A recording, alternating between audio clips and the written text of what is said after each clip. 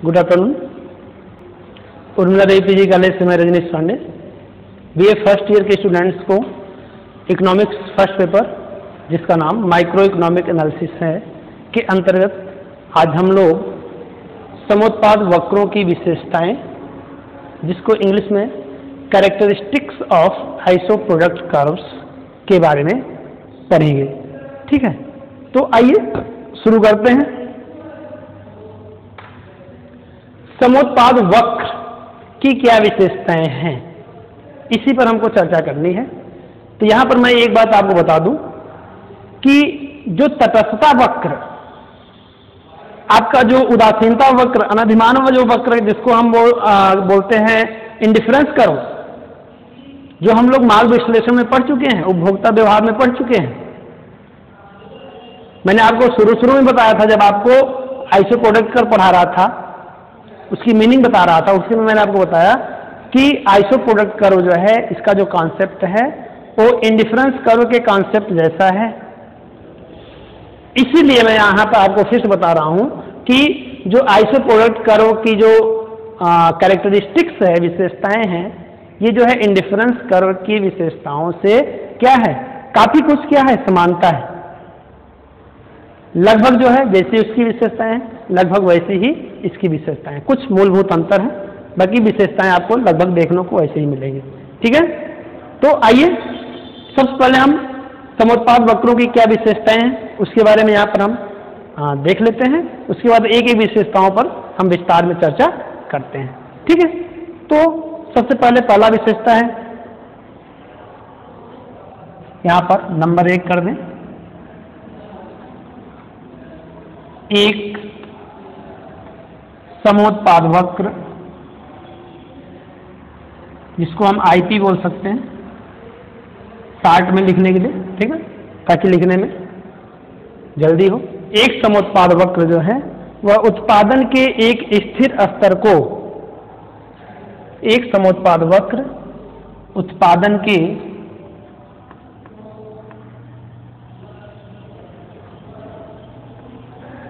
एक स्थिर स्तर को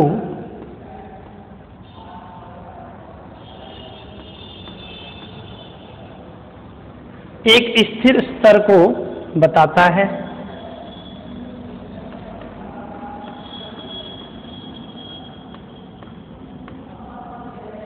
एक समोत्पाद वक्र उत्पादन के एक स्थिर स्तर को बताता है। दूसरी विशेषताएं में हम लिख सकते हैं कि समोत्पाद वक्र बाएं से दाएं, बाएं से दाएं, नीचे की ओर, नीचे की ओर गिरता हुआ होता है, गिरता हुआ होता है।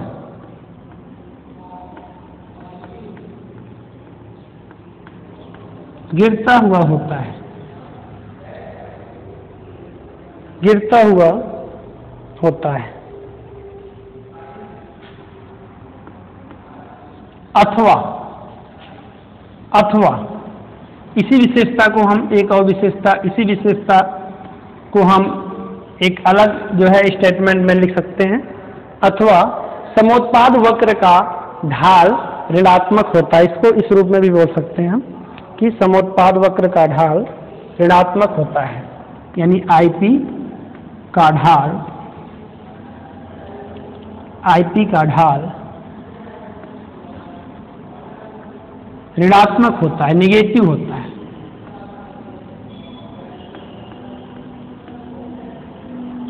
नेक्स्ट हम तीसरी विशेषता की बात करें। दो विशेषताएं हो गई, तीसरी विशेषता आपकी है समोत्पाद वक्र मूल बिंदु के प्रति। समोत्पाद वक्र जो होते हैं, समोत्पाद वक्र मूल बिंदु के प्रति, मूल बिंदु के प्रति उन्नतोदर होते हैं, मूल बिंदु के प्रति उन्नतोदर होते हैं। ठीक है, मूल बिंदु के प्रति क्या होते हैं? उन्नतोदर होते हैं। ये आपकी तीसरी विशेषता है।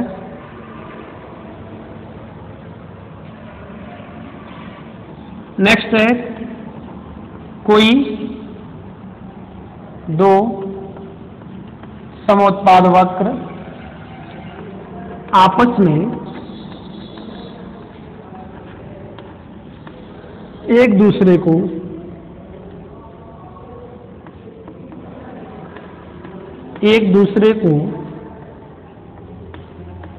नहीं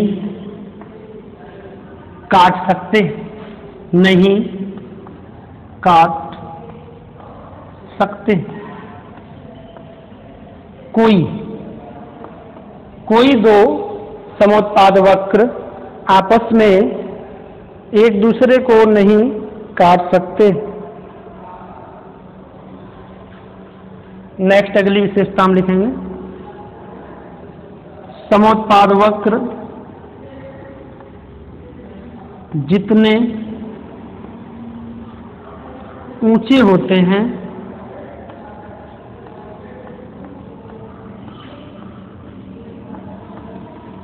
समोत्पाद वक्र जितने ऊंचे होते हैं उतनी ही ऊंची संतुष्टि को बताते हैं, उतनी ही ऊंची संतुष्टि को।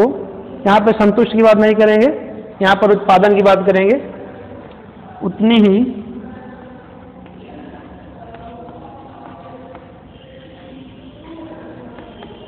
अधिक, उतनी ही अधिक उत्पादन, उतनी ही अधिक उत्पादन मात्रा को प्रकट करते हैं, मात्रा को प्रकट करते हैं।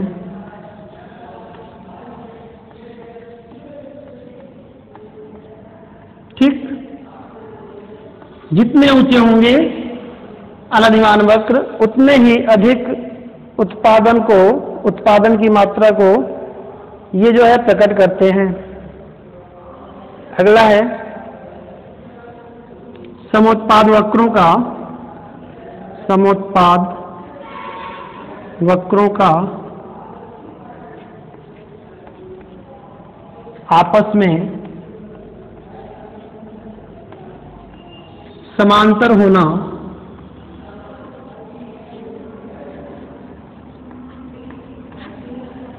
आवश्यक नहीं है,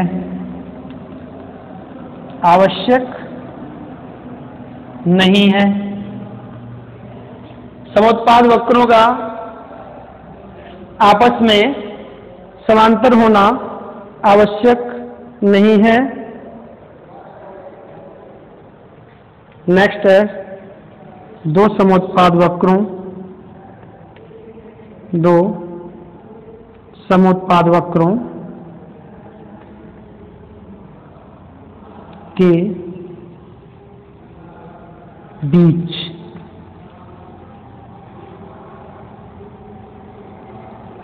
दो समोत्पाद वक्रों के बीच में अनेक समोत्पाद वक्र हो सकते हैं, में अनेक समोत्पाद वक्र हो सकते हैं।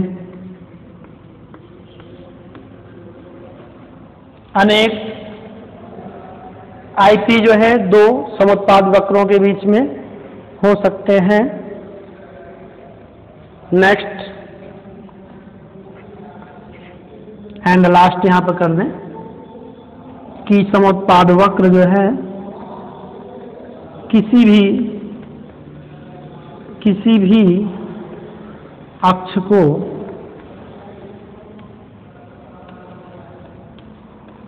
स्पर्श नहीं कर सकते, स्पर्श नहीं कर सकते, नहीं कर सकते,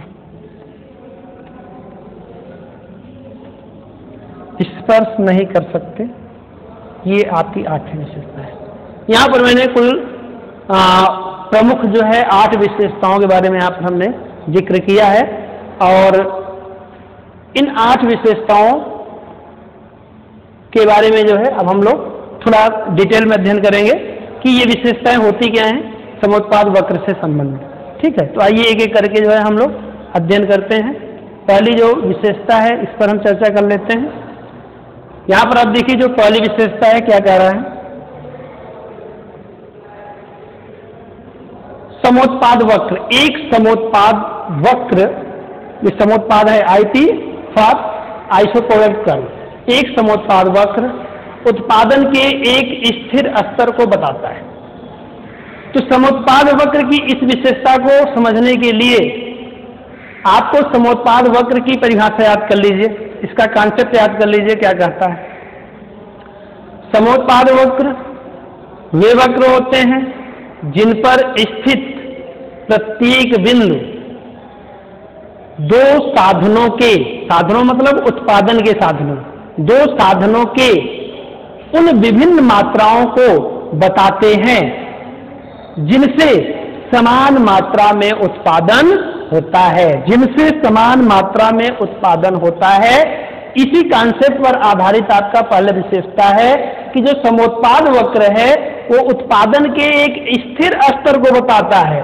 एक स्थिर स्तर को बताता है मतलब क्या हुआ, स्थिर, स्थिर स्तर का मतलब क्या हुआ, स्थिर स्तर उत्पादन का, आउटपुट का एक स्थिर स्तर का मतलब हुआ कि एक समान स्तर।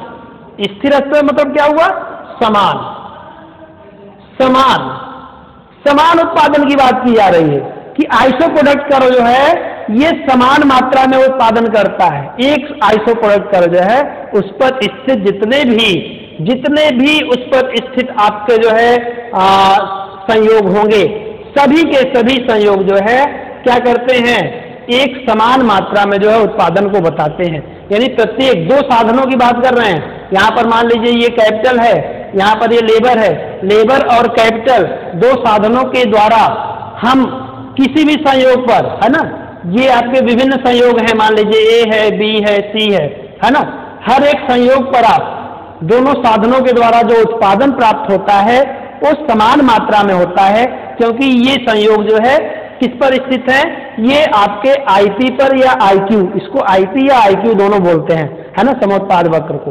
तो ये समोत्पाद वक्र पर स्थित है और आपको पता है कि समोत्पाद वक्र पर स्थित प्रत्येक संयोग क्या करता है, ये समान उत्पादन को बताता है।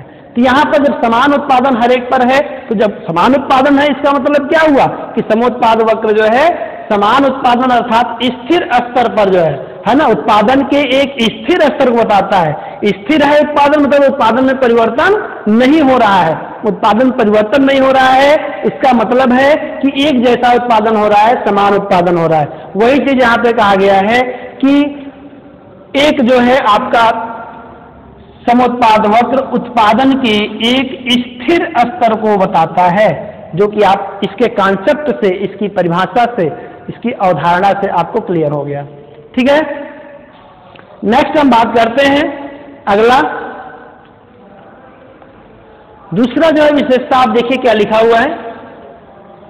दूसरी विशेषता है कि समोत्पाद वक्र ये बाएं से दाएं नीचे की ओर गिरता हुआ होता है। समोत्पाद वक्र क्या होता है, ये आप देखिए बाएं से दाएं नीचे की ओर, बाएं से दाएं नीचे की ओर ये गिरता हुआ होता है, अथवा इसका जो ढाल है वो ऋणात्मक होता है। अब देखिए इसका मतलब क्या हुआ, अब इसको समझिए। अब यहां पर एक चित्र बना हुआ, आइसोप्रोडक्ट का एक चित्र यहां पे बना हुआ। चलिए एक चित्र हम और बना दे रहे हैं, यहां पर हम एक चित्र और बना दे रहे हैं।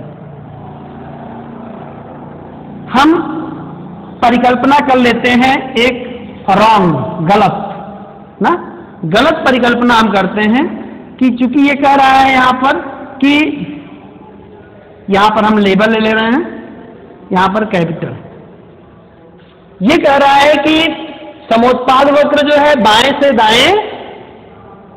से दाएं नीचे की ओर जो है वो गिरता हुआ होता है। अब हम जो है परिकल्पना करेंगे कि समोत्पाद वक्र जो है ये बाएं से दाएं ऊपर की ओर उठता हुआ होता है। हम ऐसा परिकल्पना कर लेते हैं, ठीक है। अब इस परिकल्पना के द्वारा इसको हम क्या करेंगे, गलत सिद्ध कर देंगे, ठीक है। अब यहां पर देखिए आप कि ये कह रहा है कि आईपी का जो ढाल होता है वो ऋणात्मक होता है। आईपी का ढाल क्या है, ऋणात्मक। जब नीचे की ओर आ रहा है तो उसको हम ऋणात्मक कहते हैं, लेकिन यदि ऊपर की ओर जा रहा है तो उसको धनात्मक कहते हैं। तो यहां पर हम जो है उल्टी परिकल्पना ले रहे हैं कि मान लीजिए जो है इसका जो ढाल क्या है वो धनात्मक है, ऊपर की ओर जा रहा है, अथवा इसका ढाल क्या है, धनात्मक है। जबकि विशेषता क्या कह रहा है, नीचे की ओर आता है और इसका ढाल ऋणात्मक है। तो आइए इसी को हम लेकर चलते हैं। अब चूंकि ये आईपी है, ये जो भी होगा, मान लीजिए यहाँ पे समान उत्पादन की बात कर रहे हैं, मान लीजिए 100 इकाई था, यहाँ पर मान लीजिए 100 इकाई का उत्पादन यहाँ पर भी हो रहा है, कोई दिक्कत नहीं है। चलिए अब यहां पर आप देखिए, देख लीजिए, यहां पर हम कुछ संयोग ले रहे हैं, ठीक है। कुछ संयोग ले रहे हैं, जैसे आपका ए हो गया, ये बी हो गया, ये सी हो गया, ठीक है। ए बी सी 3 संयोग हम ले रहे हैं। अब यहां पर आप देखिए, ये L1 L2 L3, ये आपका K1 K2 K3। अब यहां पर आप देखिए कि समोत्पाद वक्र में जब आप इस संयोग पर थे, जब इस संयोग पर थे तो आपका जो है श्रम कितना था, OL1, पूंजी कितनी थी, OK1, ठीक ना। और जब आप 20 संयोग पर आते हैं तो 20 संयोग पर आप देखिए कि श्रम की मात्रा जो है, श्रम की इकाई बढ़ गई। कितनी बढ़ गई, आप देखिए इतनी मात्रा बढ़ गई,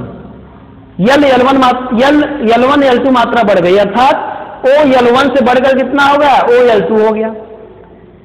और अब देखिए पूंजी की मात्रा भी यहां पर, अभी हम यहां पे हैं, उत्पादक कहां पे है, डी पर है, यहां पर देखिए पूंजी की मात्रा OK1 से बढ़कर कितना हो गया, OK2 हो गया।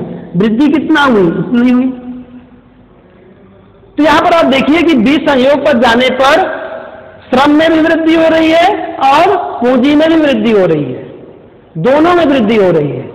आगे देखिए, हम यहां पर पहुंचते हैं 30 संयोग पर, देखिए श्रम में भी वृद्धि हो रही है, पूंजी में भी वृद्धि हो रही है, दोनों में वृद्धि हो रही है, ठीक है। और जब भी आप उत्पादन के दोनों साधनों में वृद्धि करेंगे तो निश्चित रूप से उत्पादन आपका बढ़ना ही बढ़ना है। उत्पादन आपका कभी भी एक जैसा नहीं रहेगा। जब एक में वृद्धि करते हैं, दूसरे में कमी करते हैं, तब जो है आपका उत्पादन का स्तर वही बना रह सकता है। समोत्पाद वक्र क्या कहता है, समोत्पाद वक्र में एक साधन की मात्रा जब हम बढ़ाते हैं तो दूसरे साधन की मात्रा हम क्या करते हैं, कम करते हैं, ताकि कुल उत्पादन समान बना रहे। यही तो समोत्पाद वक्र है कि आपका उत्पादन का स्तर बदलना नहीं चाहिए। समान उत्पादन के लिए यदि आप एक साधन का जो है अधिक मात्रा में आप प्रयोग कर रहे हैं तो आपको दूसरे साधन की मात्रा को कम करना पड़ेगा। और यदि आप दोनों साधनों की, यहां पर क्या है, यहां पर आप देखिए जब आप ए संयोग से बी संयोग पर जा रहे हैं तो दोनों साधनों में क्या हो रहा है, दोनों साधनों में जो है वृद्धि हो रही है। जब दोनों साधनों में वृद्धि होगी तो निश्चित रूप से जो है उत्पादन बढ़ना ही बढ़ना है। जो ए संयोग पर आपका उत्पादन होगा वो बी संयोग पर क्या होगा, अधिक उत्पादन होगा, सी संयोग पर आपका और अधिक उत्पादन होगा, क्योंकि दोनों साधनों में लगातार क्या हो रहा है, वृद्धि हो रही है दोनों साधनों में। इस प्रकार जो है यहां पर हर संयोग पर उत्पादन का स्तर भी क्या होगा, ये अलग अलग होगा, जो कि समोत्पाद वक्र विश्लेषण के क्या है, ये विरुद्ध है, उसके खिलाफ है, उसका विरोध करता है। इसलिए यहां पर जो है जो हमारी परिकल्पना थी वो गलत सिद्ध होती है। गलत सिद्ध हो गई ना, इसका मतलब है कि ये परिकल्पना हमारी गलत है। समोत्पाद वक्र पर जो है जो भी संयोग होते हैं सब समान उत्पादन बताते हैं, जबकि यहां पर सभी जो है अलग अलग उत्पादन को बताएंगे। है ना। इसीलिए जो है हम कह सकते हैं लास्ट में कि समोत्पाद वक्र जो है ये बाएं से दाईं तरफ नीचे की ओर गिरता हुआ ही होगा, अर्थात इसका ढाल धनात्मक ही होगा। इसका ढाल जो है कभी भी इसका ढाल ऋणात्मक ही होगा, इसका ढाल धनात्मक कभी भी नहीं हो सकता, इसका ढाल पॉजिटिव कभी भी नहीं हो सकता, इसका ढाल सदैव क्या होगा, ऋणात्मक ही होगा, अर्थात नीचे की तरफ गिरता ही होगा, ऊपर की तरफ उठता हुआ नहीं होगा। क्लियर हो गया दूसरी विशेषता हमारी। चलिए आगे हम देखते हैं तीसरी विशेषता क्या कह रहा है। तीसरी विशेषता कह रहा है कि समोत्पाद वक्र जो है ये मूल बिंदु के प्रति उन्नतोदर होता है। आइए इसको समझने के लिए पहले उसको हम क्लीन कर लें, वहां से साफ कर लें, फिर आगे समझते हैं।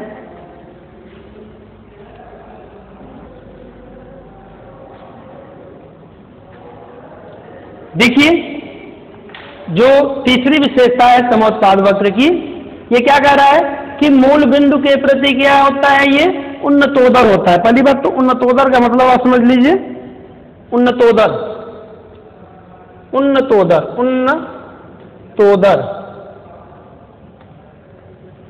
इंग्लिश में इसको बोलते हैं कॉन्वेक्स, और एक होता है इसका विलोम नतोदर, जिसको इंग्लिश में बोलते हैं कॉनकेव।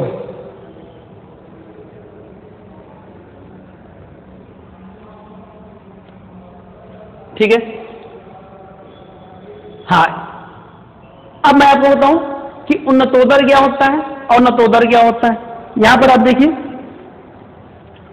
इसके नाम से आपका स्पष्ट है, मैंने आपको पीछे भी बताया था, याद करिए बहुत पहले जब आप पढ़ रहे थे आईसी, वहां पर उन्नतोदर मतलब क्या होता है, उन्नत धन उदर। उन्नत धन उदर मतलब, उदर मतलब पेट होता है, उदर पेट, उन्नत है मतलब निकला हुआ है, उभरा हुआ है, जिसका पेट क्या हो, निकला हुआ हो, उसको क्या कहते हैं, उन्नतोदर, है ना। जैसे लंबोदर, है ना, भगवान गणेश जी का पेट क्या है, वो निकला हुआ है ना, बड़ा है इसलिए लंबोदर, लंबा है, उनका पेट क्या है, लंबा है इसलिए लंबोदर। ठीक ना। जब निकला हुआ के रूप में देखेंगे, उभरा हुआ है, जब हम उस पर बात करेंगे तब क्या बोलेंगे, उन्नतोदर बोलेंगे, है ना। तो उन्नतोदर का मतलब क्या होता है कि उभरा हुआ, जिसका पेट क्या हो, उभरा हुआ हो, बाहर निकला हुआ हो, है ना। और इसका विलोम नतोदर, नत धन उदर, नत धन उदर मतलब नीचे की ओर, अंदर की ओर, जिसका पेट किधर हो, अंदर की ओर हो, है ना, उसको क्या कहते हैं, नतोदर। अंदर की ओर, जिसका पेट अंदर की ओर हो, उसे क्या कहते हैं, नतोदर। इसको आप विज्ञान में आप देखिए, कक्षा 10वीं में, 9वीं 10वीं में आप लोग विज्ञान में पढ़े होंगे, दर्पण में आपने उत्तल और अवतल दर्पण पढ़ा होगा। ये उत्तल दर्पण और अवतल दर्पण आप लोगों ने पढ़ा होगा। उत्तल और अवतल दर्पण, ये कन्वेक्स मतलब उत्तल ही होता है और कनकेव मतलब अवतल होता है। इसी को उत्तल अवतल को हम उन्नतोदर और नतोदर भी बोलते हैं। ठीक है। तो उत्तल आप समझते ही हैं, कोई दर्पण है, इसको इस तरफ रंग दें हम, रंगा हुआ भाग हो, तो इस तरफ ये उभरा हुआ भाग जो कांच का दिख रहा है क्या है, उत्तल है ना। कांच का इस तरफ वाला भाग जो कि इधर हम रंग दें, तो जो कांच का भाग है जहां पर आकृति बनेगी, है ना, दिखेगी, वो क्या है, ये गहरा हुआ भाग है, इसका पेट अंदर तरफ झुका है, पेट अंदर झुका है इसलिए नतोदर, पेट बाहर तरफ निकला इसलिए उन्नतोदर। क्लियर हो गया, नतोदर उन्नतोदर। चलिए, जो समोत्पाद वक्र होता है ये जो है मूल बिंदु के प्रति उन्नतोदर होता है। अब देखिए यहां पर, ये आप देखिए, ये एक्स हो गया, ओ हो गया, ये वाई हो गया, ये यहां पर लेबर हो गया, ये आपका कैपिटल हो गया। ठीक है, ये आपका समोत्पाद वक्र हो गया।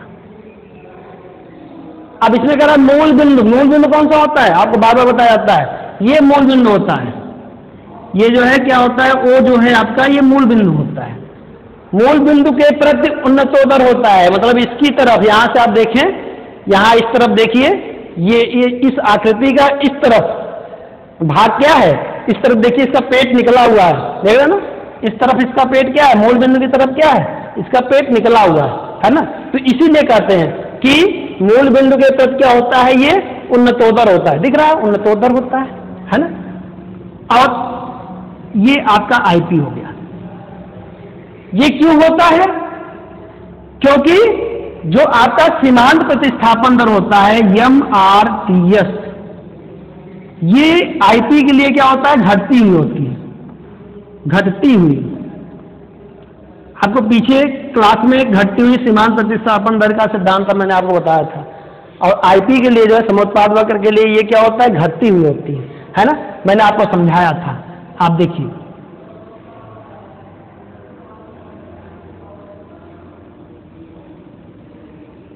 यहां पर, आप देखिए ये चीज,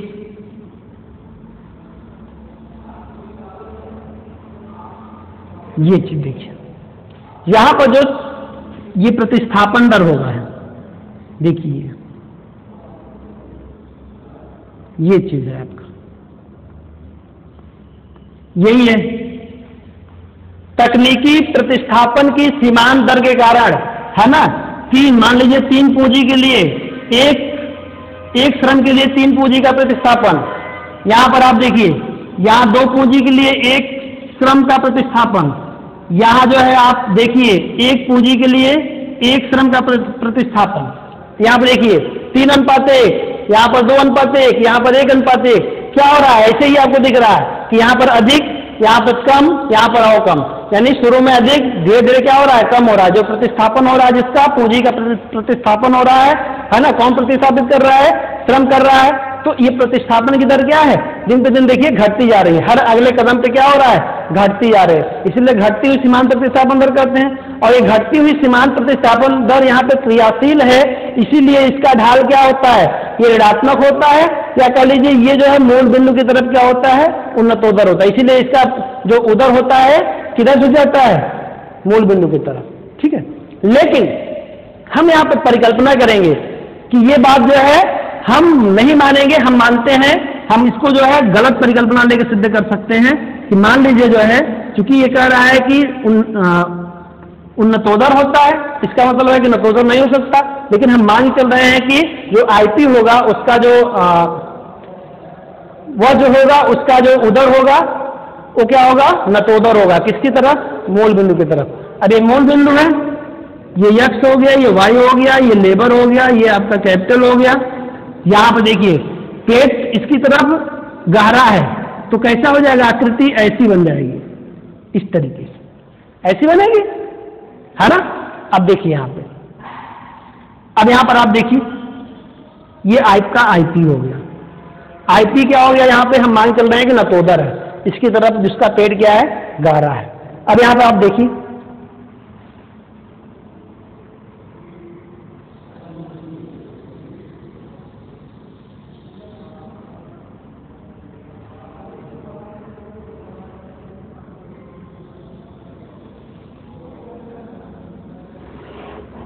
यहां पर आप देखिए, यहां पर आप देखेंगे तो ये देखिए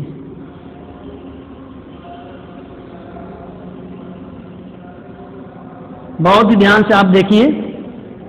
अब यहां पर क्या स्थिति है, यहां पर आप देखिए पूंजी की इतनी मात्रा प्रतिस्थापित हो रही है, किसकी जगह, कौन प्रतिस्थापित कर रहा है, लेबर की इतनी मात्रा कर रहा है। यहां पर लेबर की इतनी मात्रा पूंजी की इतनी मात्रा का प्रतिस्थापन कर रहा है ना। यहां पर लेबर की इतनी मात्रा जो है ये पूंजी की इतनी मात्रा का प्रतिस्थापन कर रहा है। अब आप चित्र में देखिए, अच्छे से देखिए, यहां पर जो आपका प्रतिस्थापन दर है, यहां आप देखिए 1:1 का है, यहां 1:2 का है, यहां पर आप देखिए 1:3 का है। अर्थात यहां पर जो है आप देखिए, यहां पर ये बढ़ता जा रहा है, प्रतिस्थापन जो है क्या होना चाहिए, घटने की जगह क्या हो रहा है, बढ़ रहा है। देखिए यहाँ पे थोड़ा सा, यहाँ पे थोड़े से जो है पूंजी का प्रतिस्थापन हो रहा है, यहाँ पर इससे अधिक हो रहा है, यहाँ पर इससे अधिक हो रहा है, यहाँ पर इससे भी अधिक हो रहा है, सबसे अधिक यहाँ हो रहा है। इसका मतलब क्या हुआ, इसका मतलब यह है कि यहाँ पर जो MRTS है वो घटने की जगह क्या हो रही है, बढ़ रही है। क्या हो रही है, बढ़ रही है। MRTS MRTS हमारा क्या है, ये बढ़ रहा है, ये बढ़ने लगती है ना, जो कि हमारे आईपी विश्लेषण, आपका जो है समोत्पाद वक्र विश्लेषण के क्या है, ये विपरीत है ना, क्योंकि समोत्पाद वक्र विश्लेषण में जो MRTS है ये क्या होना चाहिए, ये घटती हुई दर पे होना चाहिए, घटती हुई सीमांत प्रतिस्थापन दर पर ये आधारित है ना। जबकि यहां पर आप क्या कर रहे हैं, इसका नतोदर करने से क्या हो रहा है, ये सीमांत प्रतिस्थापन दर, तकनीकी प्रतिस्थापन की जो सीमांत दर है ये घटने की जगह क्या हो रहा है, बढ़ना शुरू कर दिया। इसलिए हमारा जो परिकल्पना है ये गलत है। इसका मतलब है कि जो समोत्पाद वक्र है ये कभी भी नतोदर नहीं हो सकता, ये सदैव क्या होगा, उन्नतोदर होगा, कॉन्वेक्स होगा, ठीक ना, मूल बिंदु के प्रति। क्लियर हो गई बस। अब यहीं तो मैं आपको और बात एक रिमाइंड कराता जाऊं कि जो आपने आईसी पढ़ा था, इंडिफरेंस कर्व जो आपने पढ़ा था, वहां पर भी आपको यही विशेषता देखने को मिली थी। अनधिमान वक्र या उदासीनता या तटस्थता वक्र भी क्या था, उसका वो भी जो है मूल बिंदु के प्रति क्या था, मूल बिंदु के प्रति वह भी वक्र आपका उन्नतोदर था। आईसी इंडिफरेंस कर्व भी इसके प्रति क्या था, उन्नतोदर था। यानी जो इसकी विशेषता है यही विशेषता आईसी की भी थी। इसके पहले जो मैंने दूसरी विशेषता पढ़ी थी कि आईपी जो है ये दाएं से दाएं नीचे की ओर गिरती हुई होती है, अर्थात इसका ढाल क्या होता है, ऋणात्मक होता है। दूसरी जो विशेषता हमने पढ़ी, आईसी की भी वही विशेषता थी। आईसी में भी आपने क्या देखा था, वहां पर भी उसका भी ढाल क्या होता है, उसका भी ढाल जो है ऋणात्मक होता है, ठीक ना, उसका भी ढाल जो है ऋणात्मक होता है, क्योंकि आईसी का जो आकार है वो आईसी भी ऐसे ही बनता है, इसका भी ढाल क्या होता है, ऋणात्मक होता है। तो जो आईसी की विशेषता थी वही इसकी भी विशेषता यहाँ आपको देखने को मिल रही। यहाँ दूसरी और तीसरी विशेषता वही है जो आईसी की थी। क्लियर हो गई बात। आगे की जो अन्य विशेषताएं हैं, चौथी, पांचवी, छठवीं, सातवीं, आठवीं, इन विशेषताओं पर जो है हम विस्तार में चर्चा करेंगे अगले लेक्चर में। आज के लेक्चर में बस इतना ही। धन्यवाद।